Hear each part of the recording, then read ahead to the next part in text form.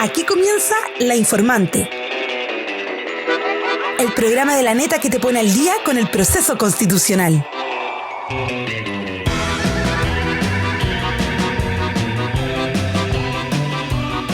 Que llega a ti gracias al financiamiento del Fondo de Fomento de Medios de Comunicación Social del Gobierno de Chile y del Consejo Regional.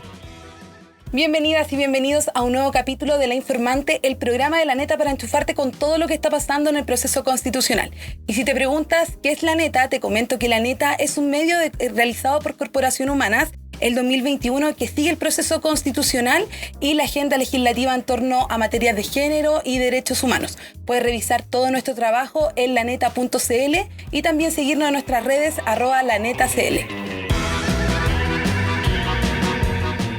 Vamos ahora entonces con un resumen express de lo que ha pasado esta semana, porque el lunes el Consejo Constitucional terminó de votar las propuestas de solución despachadas por la Comisión Mixta y cuáles ingresaron de manera definitiva a la propuesta constitucional: la accesión del pago de contribuciones, la reelección de autoridades regionales y locales y también una nueva redacción que dice que la ley asegurará el acceso equilibrado de mujeres y hombres a las candidaturas a cargos de elección popular, entre otras. Sobre esta fase y la propuesta constitucional vamos a estar hablando con dos protagonistas que me están acompañando ahora. Carolina Navarrete, consejera de la región del Ñuble por la UDI, y Jocelyn Ormeño, consejera de la región de Arica y Parinacota por el Partido Socialista. ¿Cómo están? Bienvenida a La Informante. Muchas gracias, muy bien, agradecida de la invitación, muy contenta de estar aquí con ustedes, con Carolina, una alegría, la verdad es que era una invitación que estaba propuesta hace mucho tiempo, así que ya estamos aquí conversando y espero que sea una conversación muy distendida para poder también decir a la gente, a la comunidad, ¿cierto?, en lo que estamos en este proceso y lo que se viene, ¿cierto?, a cara de las próximas elecciones del 17 de diciembre. Gracias, Cata. Muy contenta de estar acá en este espacio. Agradecida de la invitación, de ir comentando todo lo que ya está sucediendo en los últimos días del proceso constitucional 2023. Muy contenta de estar junto a Jocelyn y feliz de estarles comentando en qué va todo esto de la Constitución. Gracias, chiquillas, por venir. Partamos por la solución ingresada en el inciso segundo del artículo 4 sobre el principio de paridad, que fue objeto de amplio debate dentro de la mixta, tanto en la discusión particular como en las etapas posteriores del proceso. Porque finalmente Chile Vamos y Republicanos optaron por incluir el verbo rector asegurará. Caro, te voy a hacer la pregunta a ti porque eres parte de este sector. ¿Qué implica el acceso equilibrado? Bueno, en el tema de paridad hemos pasado por varios sentimientos. Nosotros particularmente como UDI sí estábamos de acuerdo en incluir la paridad de entrada, no estábamos de acuerdo en la de salida. Nosotros presentamos enmiendas cambiando el verbo rector asegurará por favorecerá, ¿cierto?, la participación de las mujeres en política, y así mismo fueron nuestras enmiendas, después, ¿cierto?, la revisión con los expertos, la mixta. Y por lo tanto, yo creo que cuando se habla de asegurar el ingreso equilibrado es justamente eso. Es que yo creo que incluso ya no es necesario ni decirlo que las mujeres están participando cada vez más en política, pero lo que busca el artículo que quedó es asegurar, es cierto, la participación y esta participación equilibrada, cierto, con apellido. Lo que busca es que esta participación nunca sea como antes, cuando veíamos que, o incluso ahora tenemos ejemplos, si es que no me equivoco y mi memoria no me falla, un 15 o un 20%, por ejemplo, de mujeres en el Senado, o debe ser un poquito más de mujeres en la Cámara, sino que propender esta cifra que quedó en la transitoria de paridad de salida 60-40, que sea eso, ojalá la diferencia porcentual que exista cuando estamos hablando de cargos elegidos de elección popular, que en un contexto sea muy sobre representado respecto del otro. Bacán. Y Jocelyn, esta redacción fue criticada por el oficialismo dentro de la mixta. ¿Para ustedes no es suficiente? No, fíjate que, eso de 60-40 que señalaba Carolina, son por 2 elecciones solamente, no es una cosa que vaya a permanecer en el tiempo. Sí. Entonces eso también perjudica también la representatividad de las mujeres. Ahora yo creo que uno de los temas importantes también para poder garantizar y poder realzar la representatividad de las mujeres, ¿cierto?, en el espacio público, también tiene que ver también con la paridad de salida. La paridad de entrada y la paridad de salida. Ambas son tan importantes, una con otra, una no se contrarresta con otra. Entonces, desde ese punto de vista, era importante para nosotros es que no solamente se asegurara, sino que se garantizara la participación de la mujer, la participación en la vida pública y que fuera también, ¿cierto?, y que fuera progresiva. O sea, no ir retrocediendo, sino que ir avanzando. Nosotros también vemos que hemos ido ocupando lugares, ¿cierto? Estamos en el escenario, ciertos políticos ahora de representación ciudadana, y esto se ve en el Consejo Constitucional, pero creo que lo importante, ¿cierto?, y lo ha manifestado el Bloque Unidad para Chile, y lo hemos manifestado abiertamente, que esto tiene que seguir avanzando, no ir retrocediendo ni tampoco estancarse. Entonces creo que ese ha sido uno de los puntos importantes, y por eso decimos que sin paridad no va a haber avance, sin paridad no hay justicia, sin paridad, ¿cierto?, sin representatividad de la mujer efectiva en el mundo público, político, privado, no va a haber un avance sustancial, ¿cierto?, en la democracia en nuestro país, considerando que nosotros somos una de las partes principales, ¿cierto?, somos el 50% de la población chilena. Entonces, eso es importante también. Pero entonces no sería suficiente como la redacción que ingresó. No es suficiente para nosotros. Pero ¿cuál sería entonces como lo que a usted le hubiera gustado que ingresara? Porque que se garantizara. Como el verbo rector asegurara. Claro, pero a nosotros nos hubiese gustado que se garantizara. Se garantizara la participación de la mujer. Más que favorecer o asegurar, porque eso, podemos asegurar muchas cosas, ¿cierto? Pero garantizar, que el Estado garantice, que dé un especial cuidado con respecto al tema de la paridad, a nosotros hubiese sido sustancial y hubiese sido importante. Y claro, ¿ustedes están como de acuerdo con este verbo rector de asegurará? O sea, por supuesto, yo creo que hay que reconocer que se avanzó mucho respecto a las ideas que nosotros teníamos como bloque de Chile Vamos, porque nosotros íbamos al favorecer partiendo de la base, y eso es como ojalá que se reconociera el esfuerzo de que no estamos de acuerdo con que existan mecanismos rígidos de participación de las mujeres. A nosotros desde el inicio nunca nos ha gustado como la obligación de... Nosotros más que nada propendemos a que exista formación, existan incentivos. La mujer obviamente naturalmente está tomándose más los espacios. Yo creo que la norma civil, la transitoria, es por 2 elecciones. Yo creo que eso se puede ver también, ¿cierto? Más adelante va a existir una mayor cantidad de mujeres porque el Consejo abre los espacios, ya se quedó de manera establecida, de manera constitucional, que la ley tiene que asegurar la participación equitativa y por lo tanto yo creo que hay que valorar el esfuerzo que se hizo partiendo de la base que tanto republicanos como Chile Vamos nunca estuvimos de acuerdo en por lo menos la paridad de salida y quedó ahí. Obviamente todo es perfectible porque muchas de estas normas están mandatadas al legislador. Entonces también nosotros tenemos que ser responsables de si este texto se aprueba el 17 de diciembre, se vota a favor el 17 de diciembre, estar atentos de cómo finalmente van quedando esas leyes.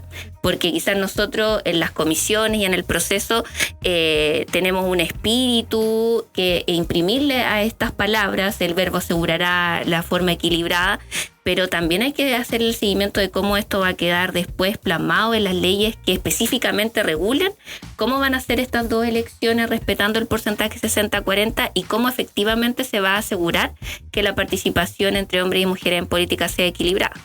Ahí también me salta otra duda porque en esta nueva redacción que aprobaron, que propuso la mixta para el Consejo y que terminó aprobándose, es que deja fuera los mandatos electorales y solamente se habla de los cargos de elección popular. ¿Por qué se optó por dejar fuera estos mandatos electorales? ¿No pueden convivir como estos con los cargos de elección popular?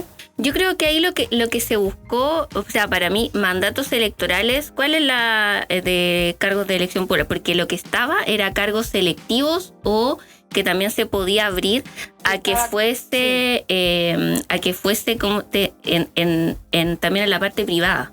Ese era lo que nosotros no nos gustaba, que fuese como el rol de la mujer en la parte pública. Solamente en la parte pública. Claro, solamente en la parte pública, y ahí la diferencia, hay que hacer la distinción que tampoco no nos gustaba que fuese obligatorio, por ejemplo, que si hay 4 subsecretarías en el aparato público, tienen que ser 2 subsecretarias hombres y 2 subsecretarias mujeres. Yo creo que esa es la distinción. Mandatos como públicos, cargos públicos que, por ejemplo, son de confianza del presidente, que también tuviese que existir paridad ahí, porque esa es la discusión que se dio. Por ejemplo, directoras de servicios públicos, seremis, gobernadoras, delegados, o sea, ya los gobernadores no son designados, pero los delegados presidenciales que aún son designados, ministros, subsecretarios. Parece que ahí también ustedes querían avanzar en que eso fuera paritario, y ahí nosotros pusimos el freno en que solamente se llegara a cargos de elección popular, con voto popular. Yo sé que ustedes querían avanzar también en los cargos de elección popular, pero también contemplar los mandatos electorales, ¿no? Sí, mira, lo que pasa es que yo lo que quería mencionar era que, bueno, la paridad nosotros sabemos que son mecanismos, ¿cierto?, para poder regular, ¿cierto?, el desequilibrio o la desigualdad que ha existido históricamente entre las mujeres, bueno, en el mundo político, en el mundo privado, en el mundo público. Y con respecto a ese tema que señalaba Carolina, claro, nosotros creemos que si bien Chile Vamos con Republicanos presentaron y no teníamos acuerdos, porque nosotros lo veíamos, lo conversábamos entre pasillos, que no había como mucho no había mucho encuentro con respecto al tema, ¿cierto?, de la paridad. No solamente con Carolina que conversaba con otros consejeros, sino que también yo conversaba con consejeras de Renovación Nacional, también de UDI, Chile Vamos, ¿cierto?, que estaba muy de acuerdo con el tema de la paridad. Sin embargo, a nosotros también nos hubiese gustado, nosotros también a Bloque Unidad para Chile, haber participado en ese tema, haber también nosotros puesto nuestro sello y haber dicho algo con respecto al tema de paridad.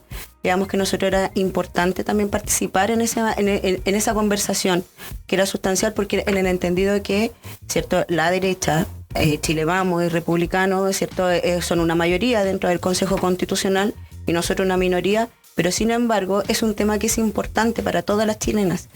Y para los chilenos, por cierto que sí. Entonces también ese tema era importante que nosotros también nos estuviésemos incluidos ahí, cosa que no sucedió.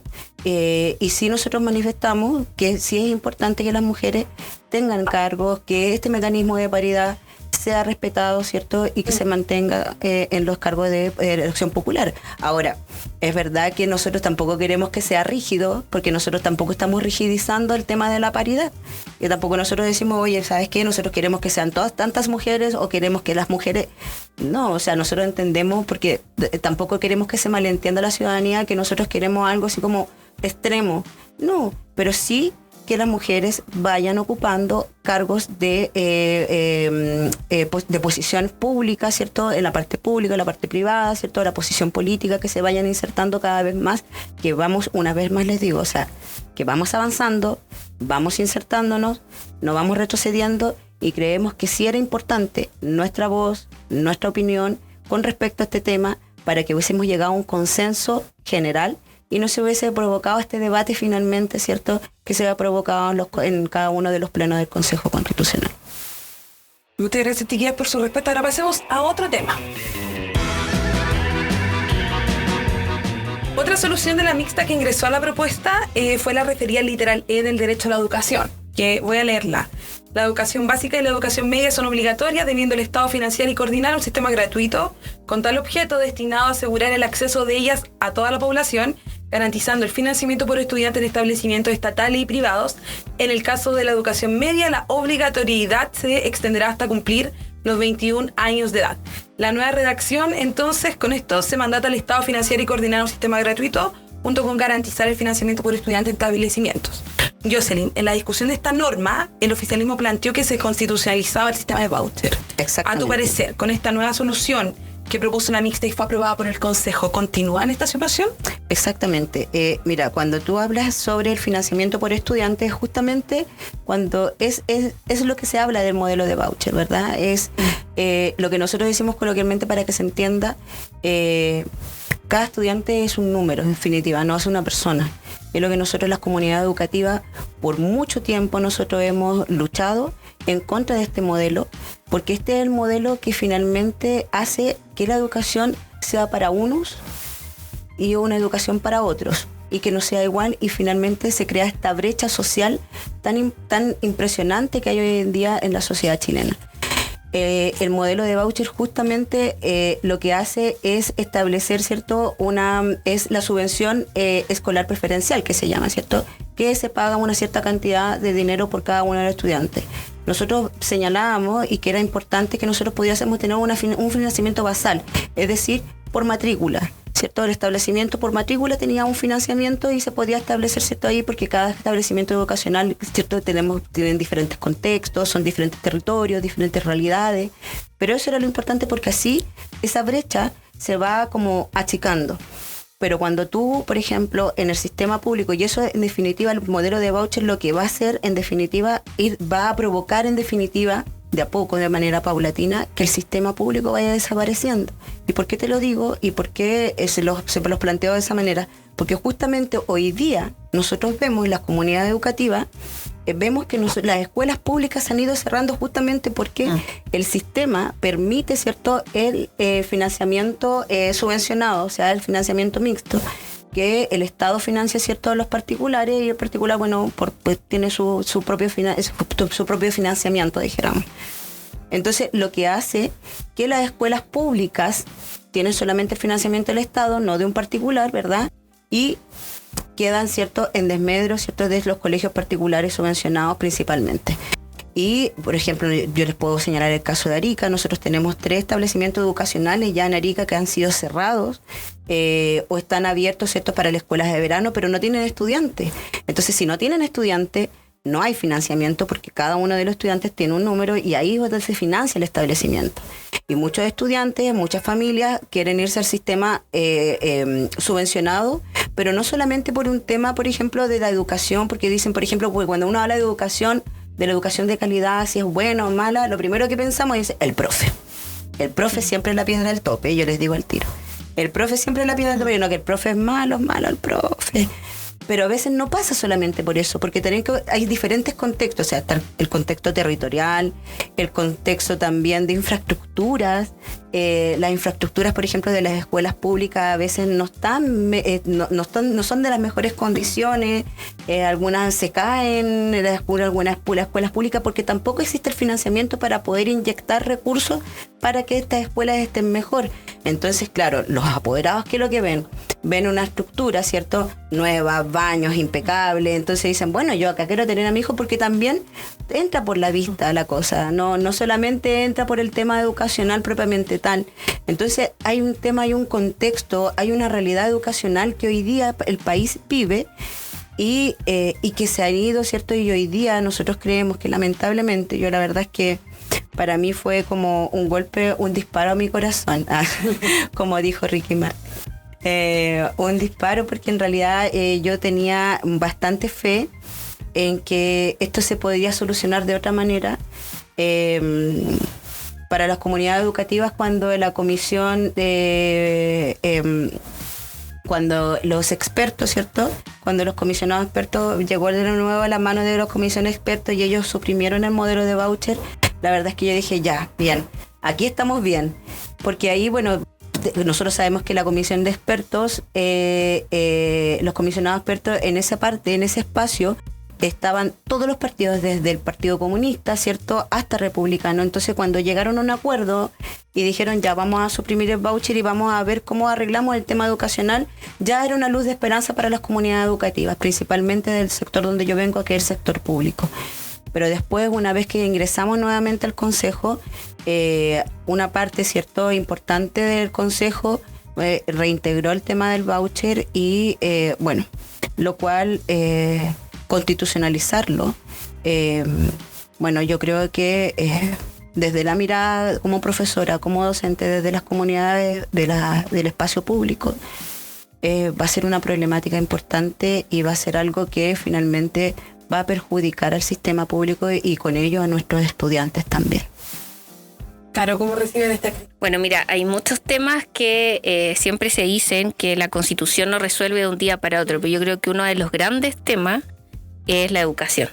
nosotros hay que reconocer que la educación viene con una crisis profunda hace muchos años, que ajena a los colores de los distintos gobiernos que han pasado en las últimas décadas. Y por lo mismo yo, además, al lado de Jocelyn, conozco muy poco en cuanto a la realidad, y tampoco pude debatir tanto en el detalle porque tampoco era de mi comisión particularmente el tema. Lo que yo sí hago el punto a que igual en los otros temas, yo creo que acá el modelo que ha tenido Chile en los últimos años, como dice Jocelyn, tiene mucho que mejorar. Y no sé si eso pasa por lo que ya quedó establecido en la Constitución. Para mí, uno de los grandes temas que tiene que tener una reforma más allá de lo que suceda el 17 de diciembre y más allá de lo que actualmente quedó como materia de educación, debiese ser todo este sistema escolar. Se está tratando de avanzar con los servicios locales para desmunicipalizar, ¿cierto? Este sistema. Hay voces a favor, hay voces en contra. Jocelyn tiene razón al decir que la educación pública está en una crisis porque cada vez tiene menos matrícula, porque como el sistema permite, y también quedó en la Constitución que existan recursos, que el Estado pueda entregar recursos tanto a entidades públicas como privadas. Ahí el desafío es de la educación pública, es cómo reforma el sistema, cómo atrae a los estudiantes con lo que ya está.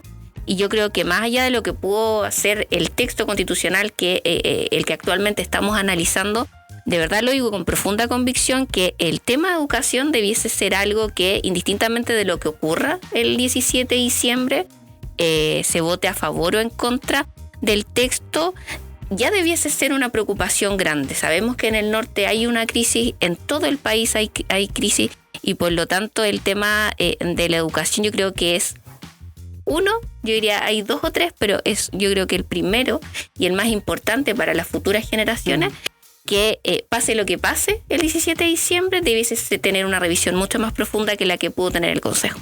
Mira qué lindo lo que dice la Caro. Como que veo la luz. Yo veo la luz en este. No, es que de verdad que es un tema. Es que la educación. Tenía que poner de acuerdo acá. Es que no, es que de verdad, mi acercamiento más. Yo era asesora legislativa antes de ser consejera. Entonces, mi asesorado en ese minuto participaba en la Comisión de Educación del Senado. Y que estaba presidido el año pasado por la senadora Yasna Proboste.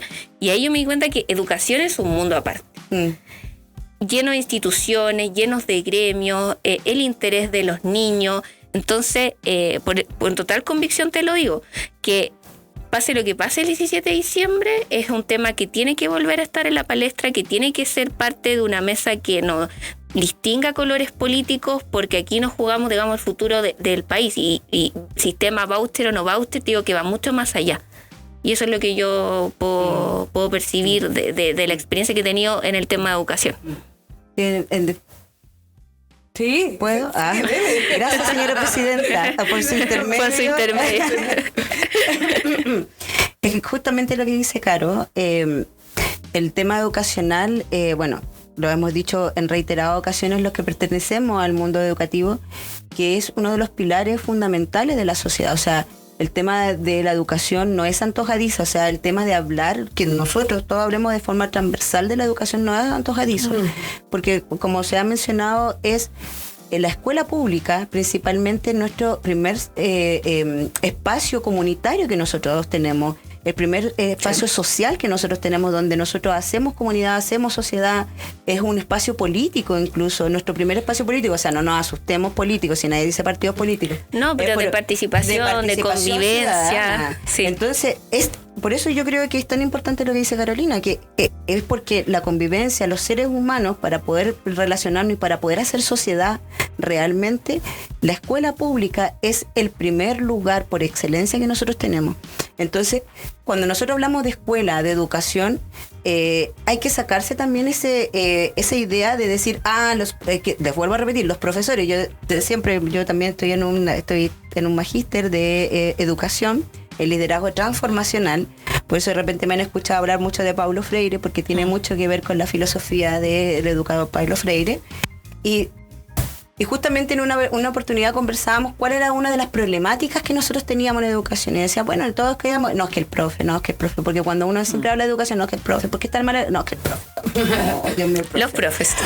Las profes, la carrera docente. Es que los profes no quieren trabajar y tienen 2 meses de vacaciones. No, el profe. Entonces, no, y el tema del profe. Entonces, pero nosotros dijimos, claro, la piedra del tope el profesor, pero después, y eso no nos permite ver cuáles son las problemáticas que van más allá. Quizás Carolina, como estuvo trabajando, ¿cierto?, como asesora legislativa en el tema de educación, pudo ver cuáles eran las problemáticas y que son inmensas. O sea, tenemos problemáticas, por ejemplo, de financiamiento. Efectivamente, muchas escuelas, como pasó, por ejemplo, en la región de Arica, Parinacota, que pasamos de ser municipales, pasamos al Servicio Local de Educación, y ahí también hubo un problema económico gigante. Entonces tampoco los servicios locales de educación se han podido hacer cargo efectivo de las problemáticas que hay en educación por cada región y por cada comuna. Porque pasamos de ser también, por ejemplo, en las regiones, pasamos de ser tantas escuelas públicas por comunas dentro de las propias regiones a los servicios locales de educación, que ya después comprimió y empezó así como a juntar más, y así tenía que tener los recursos para todas aquellas. También creemos que es importante seguir avanzando sobre las políticas educativas y que tenga relación con los servicios locales, porque tampoco han dado solución efectiva a las problemáticas de educación, como te digo, estructurales, como te digo también, no solamente estructurales, emocionales, de protección, también, por ejemplo, con respecto a los profesores, las profesoras, bueno, hay muchas problemáticas territoriales también en sí, así que es importante seguir avanzando. Bueno, como dice Carolina, como sea, es un tema que siempre va a tener que ser prioridad, porque si nosotros queremos avanzar y queremos avanzar en igualdad de condiciones, tenemos que avanzar en educación. No, el tema de educación es un mundo. Yo ahí me pude dar cuenta, y también existe, no es por defender ni un sistema u otro, ni el municipal, ni los ahora actuales servicios locales de educación, pero también pasa mucho que hay un tema ahí con los recursos y con la gestión de los recursos. Los profesores que se quieren retirar, les llegaba el bono de incentivo al retiro a las municipalidades, pero las municipalidades lo ocupaban en otras cosas, no se la entregaban al profesor. Entonces hay todo un sistema muy viciado desde la base, que también trajo como consecuencia que se crearan estos servicios locales para un poco evitar esta bicicleta literal que hacían los municipios con los fondos que llegaban por medio de la educación, que no les pagaban los bonos a los profesores, ese incentivo al retiro, llegaban, no sé, bonos para los asistentes de la educación, tampoco. Entonces, para evitar ese tipo de malas prácticas que también vician lo que finalmente importa en la educación, que es el aula. Exacto. Entonces, si viene desde la parte administrativa una crisis, como te digo, por eso es que más allá, y yo lo digo con toda propiedad, más allá de lo que pasa el 17 de diciembre, la educación es todo un tema aparte, porque viene con esos vicios desde el origen, y eso hace que incida en lo que es el aula. También hemos visto cómo la violencia se ha tomado las aulas, entonces es un tema y post-pandemia, Carola, oye, es increíble, chiquillos, post-pandemia. Múltiples causas. El tema de la violencia y de las enfermedades mentales post-pandemia, o sea, nosotros lo vimos durante la pandemia, yo no sé, bueno, yo les pregunto a todos los que están acá, a todos los que estamos aquí presentes, durante la pandemia y post-pandemia, nosotros en las comunidades educativas, o sea, los chicos y las chicas llegaron enojados. Todo el mundo enojado. Me imagino. Hasta nosotros estábamos enojados. Todos no sabíamos por qué. No sabíamos por qué. Pero todos llegábamos enojados. Todos estábamos enojados, pero los niños eran impresionantes. Muchos niños también con otras problemáticas que no querían socializar. Mucha violencia también. Mucha violencia se evidenció. Bueno, la educación es como ese tema que uno pone un granito y como que da para... No, puede sacar toda la... Podríamos hablar todo el día, chiquillos. Es un capítulo aparte para la informante. Sí, podríamos seguir porque podríamos ir a comer la comida italiana. Sí. Podríamos terminar de hablar allá. Aparte, es un tema que viene como en la historia reciente como política, que viene prendiendo hace harto rato. Estuvo también en la propuesta de la convención y ahora está acá. Pero chiquillas, pasemos a otro tema. Vamos a hablar ahora de cómo fue la reacción del texto. Ya. Bueno, pasemos, como les mencionaba, a cómo fue la redacción del texto en el último pleno, que fue el lunes, bueno, el penúltimo, porque falta uno más. Sí. hubo críticas de parte del oficialismo, mientras que Republicano y Chile Vamos mostraron como su visión, que estaban de acuerdo con el texto. Y ahí, Jocelyn, durante tu intervención, afirmaste que Chile Vamos fue cómplice de la actitud de la bancada republicana, y cito, para no someterse al debate democrático de las ideas ni compartir el lápiz. Ajá. Que algo que se repitió bastante durante las intervenciones de comisionadas y comisionados del oficialismo, y también consejeras y consejeros. ¿Cuáles son, a tu juicio, los temas sobre los cuales no se quiso debatir y quedaron tajantemente fuera? A ver, antes de ir a ese punto, querida Catalina, creo que, como lo decía en un comienzo y como lo dije, como bien lo citaste de la intervención, a nosotros no se nos compartió el lápiz. Hubiese sido interesante y hubiese sido importante también que nosotros, como Bloque Unidad para Chile, a la izquierda también se lo hubiese considerado en la redacción del texto constitucional, cosa que no fue así. Yo quiero comentarles que sí hubo mucha intención nuestra de querer participar, de querer dialogar, de querer conversar. Bueno, en los espacios públicos, ¿cierto? De repente los puntos de prensa, en los canales de televisión, de repente vemos algunos consejeros y consejeras que, ¿cierto?, han acaparado más, ¿cierto?, la mirada pública, pero el Bloque Unidad para Chile éramos 17 otros consejeros que a lo mejor no tenemos esa visibilización, pero no también por decisión propia. Yo, la verdad es que a mí me cuesta mucho el tema de salir como en las pantallas. No. Pero a mí me cuesta, chiquillo, Entonces, pero sí, por ejemplo, conversábamos con otros consejeros, por ejemplo, de Chile Vamos, también con consejeros republicanos. De hecho, en una oportunidad conversé con un consejero republicano, con el consejero Barquesi, justamente que fue por el tema del tema de la exención de pago, de la exención tributaria, ¿cierto?, a la primera vivienda, del impuesto territorial. Que para nosotros como región de Arica Parinacota es muy complejo, porque nosotros somos una de las comunas, ¿cierto?, las municipalidades que más necesitan, ¿cierto?, estos recursos. Y bueno, y él me mencionaba que existían otros mecanismos, ¿verdad? Pero esto es uno de los mecanismos principales, pensando, ¿cierto?, en el principio de solidaridad, ¿cierto?, en este tema del impuesto territorial. ¿Y por qué me hacía tanta importancia el tema de esta problemática, ¿cierto?, de la exención, que se volviera a incluir? Porque también uno de los temas principales de la región de Arica Parinacota que se beneficia es la salud.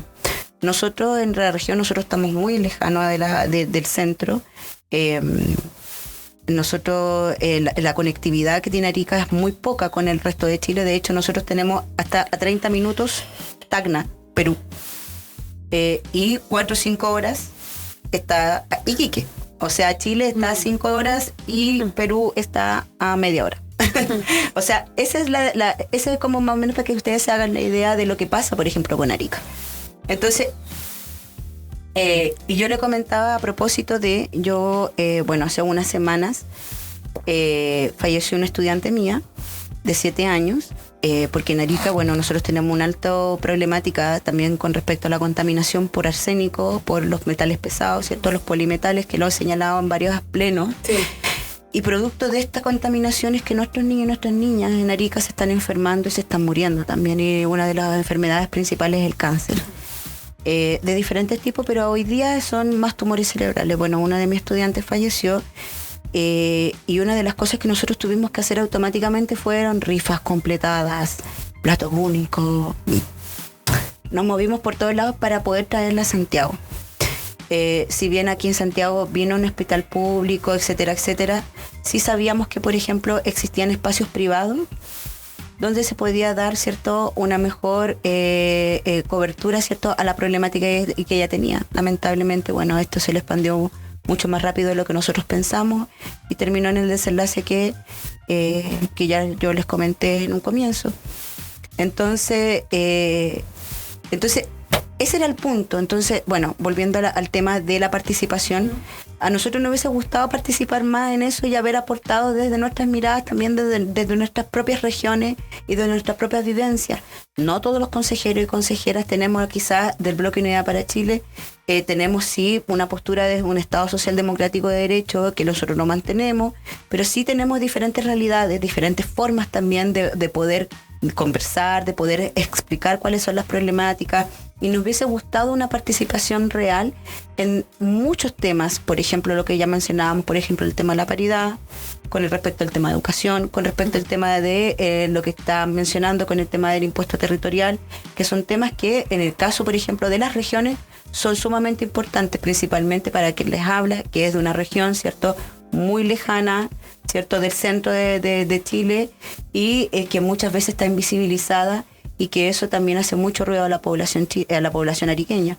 Y otros temas, por ejemplo, no sé, como el reconocimiento de los pueblos originarios, considerando también que en mi región no solamente tenemos la cultura aymara, sino que también tenemos el pueblo tribal afrodescendiente, que también necesita un reconocimiento, ¿cierto?, también como pueblo, ¿cierto?, originario dentro de nuestro país. Cosa que tampoco se pudo conversar, se pudo hablar, se pudo dialogar, se pudo llegar a un entendimiento. ¿Nos hubiese gustado? Sí. Creemos que Chile Vamos hubiese jugado un rol distinto. Sí. Que creemos que nosotros pudiésemos haber tenido un diálogo, una conversación, un acuerdo, para que Chile Vamos también hubiese llevado a lo mejor si no nos querían invitar republicanos nosotros, pero que Chile Vamos llevara, ¿cierto?, esta voz, ¿cierto?, de la izquierda también, que también es un sector importante del país. ¿Nos hubiese gustado? Sí. Y lamentablemente hoy día nosotros vemos que estamos a puerta de terminar y de concluir con un texto que a nosotros, como Unidad para Chile, no nos hace sentido 100%. La verdad es que no nos hace sentido para nada. Creemos que nuestra voz no está ahí. Creemos que debería haber sido distinto, porque, bueno, solamente como para mencionarte, de todas las comisiones, de todas las enmiendas presentadas por el Bloque Unidad para Chile, 5 fueron aprobadas en comisiones, porque tampoco fueron en pleno. 5 de nosotros fueron aprobadas. Entonces, esa es como la manifestación, y ese es como finalmente como graficar lo que pasó. Así como yo digo que no todos los consejeros, también creo que hubo también hubo instancias donde Unidad para Chile también dialogó con nosotros, pero quizá a lo mejor faltó algo más. No sé qué pudo haber sido, pero nos faltó mayor participación, faltó también que nos incorporaran más, y el que algunos consejeros, ¿cierto?, de Chile Vamos diga que nosotros estuvimos mandatados para nosotros de un comienzo rechazar esto o de ir en contra de esto. No es así. Nosotros, mucho más allá de pertenecer a partidos políticos y de también mandatados por un partido, nosotros no nos perdemos. En el caso particular yo no me pierdo. O sea, yo vengo mandatada por la gente de Arica Parinacota, y también por el voto popular, ¿cierto?, y por la gente que me está escuchando.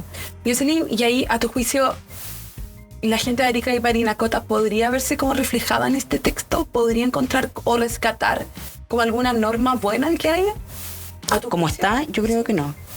¿Cómo está? Yo creo que no. Ninguna, Jocelyn, ninguna. Pero ninguna, sí.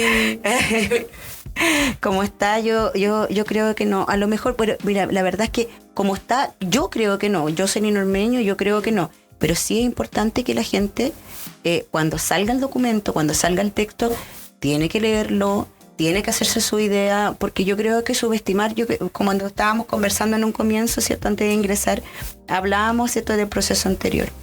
Y creo que es importante no subestimar a la gente. Cuando nosotros subestimamos al pueblo, yo creo que, porque yo también soy parte del pueblo, somos todos parte de la sociedad, entonces cuando nosotros nos subestimamos a nosotros mismos también caemos en un error. Y es importante que la gente lea, es importante que la gente se haga su propia idea, como sea la idea que se haga, pero tiene que hacerse la idea del texto, leerlo, analizarlo, conversarlo con sus amigos, con sus vecinas, con la gente, con las comunidades. Eso es lo importante. En la última intervención de Caro también invitaste como a la gente a que conociera el texto, que lo leyera y que se formara como su propia opinión para el plebiscito. Y cuando Jocelyn dijo que no rescataba ninguna norma, tu cara fue así como... Es que es muy raro. Como sí. esta crítica también como de parte del oficialismo, que dicen que lo excluyeron. Es que eso es el tema, porque hagamos un poco de historia. Este es un proceso que nace con el nombramiento de 24 expertos, equilibrados en fuerzas políticas, 12 de derecha, 12 de izquierda. Entonces, cuando nosotros llegamos como consejeros constitucionales, las enmiendas iban por sobre ese mismo texto.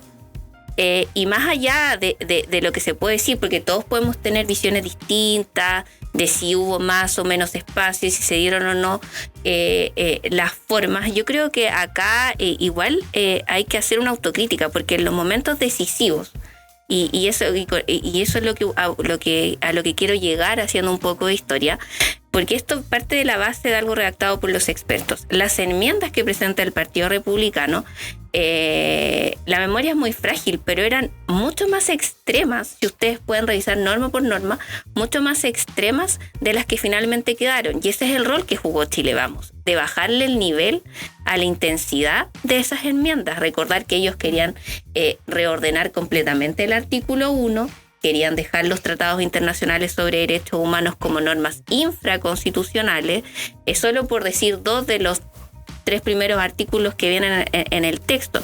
Entonces, que fuimos cómplices, no, sobre todo que fuimos muy articuladores en cuanto a decirle, oye, esto no puede ser así, con esto no va a llegar a ningún acuerdo ni con nosotros. Entonces, ir moviendo un poco la pelota hacia el centro. Y obviamente cuando ya, y todos recordarán esa noche en que estuvieron como hasta las 3, 4 de la mañana, el último esfuerzo para poder llegar a acuerdo, yo acá dejo, yo sé que Jocelyn es parte del tema Unidad para Chile, pero como interlocutores ella nunca estuvo. Siempre estaba Yerko, Luitit, siempre estaba María Pardo, y ellos fueron muy intransigentes a la hora de poder llegar a acuerdos. De hecho, querían que para sentarse a hablar, a poder llegar a algo, borráramos todo lo que ya se había aprobado en las comisiones. Entonces, ese tipo de cosas obviamente no íbamos a estar dispuestos a acceder, porque era un trabajo que había que respetar de lo que se había hecho en las comisiones, y por lo tanto también hay que hacer un poco de reflexión a la actitud que tuvieron para poder negociar, porque cuando uno negocia tiene que ser capaz también de perder. Y si no estaban dispuestos a perder y más encima llegaban con condiciones, era muy difícil en las instancias para hacerlo. Perdieron todo. Pero nosotros perdimos. Es que claro, o sea, yo entiendo que puede sonar un poco duro lo que digo, porque finalmente éramos nosotros y somos nosotros la mayoría.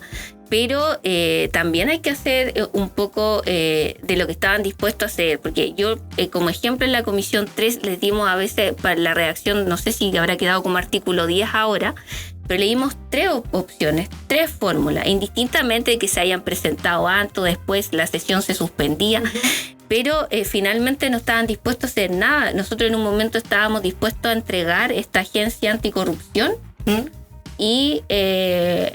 a ellos tampoco les gustó. Entonces, claro, si uno mira raya para la suma en resultados y se pasaron máquinas, pero el proceso norma por norma, la base que tuvimos de los expertos, tampoco puede ser algo que uno diga que todo está malo. Obviamente a cada uno, como Sector Unidad para Chile, como Jocelyn Ormeño, como Carolina Navarrete, podemos haber hecho mejores redacciones, podemos haber hecho más esfuerzo, pero lo que quedó es algo bastante bueno. Es mejor que el texto de los expertos, recoge gran parte de lo que ellos hicieron, y ojalá invitar, no a la ciudadanía, porque ellos no... es más a los medios, a nosotros, ¿cierto?, que estuvimos viviendo el tema, los que podemos dar cuenta de la discusión que se llevó a cabo. Pero raya para la suma, el llamado y en las intervenciones, yo creo que más allá del espacio que se pudo haber dado y que se dieron y se hicieron todos los esfuerzos para hacerlo, pero también muchas veces nos pasaba como Chile Vamos, que no teníamos un interlocutor único en Unidad para Chile. Íbamos con una persona, después íbamos a la otra, entonces eso también te corta un poco el camino hacia las negociaciones. Pero dicho eso, yo creo que eso le importa aparte de a los que estuvimos ahí, pero el resultado yo digo que es bueno, o sea, digo que es algo que avanza no soluciona todo,